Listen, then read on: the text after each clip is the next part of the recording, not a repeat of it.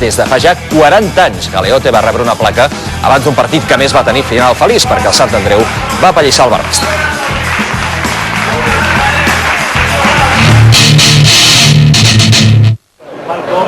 Com si s'haguessin encomanat l'esperit de festa major, els quadribarrats van transformar en or gairebé tot el que van tocar. Ja en el minut 3, Arnal certificava el seu bon moment realitzador, fent d'1-0. L'equip aragonès, com era d'esperar, es van acostant a la porteria de Javi Ruiz, però sense crear veritable perill.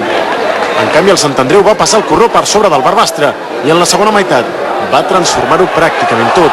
En el minut 5, cop de cap de Jordi Martínez per situar el 2-0. Feia 6 jornades que el Cuetes no marcava.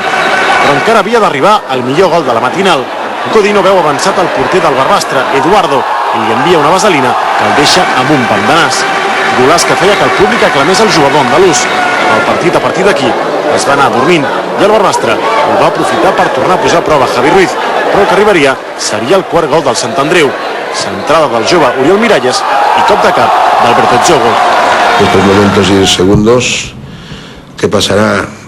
Es un problema esto, porque cuando estén después de Navidad todos bien, los que quieran ser titulares aquí tendrán de ir a 150.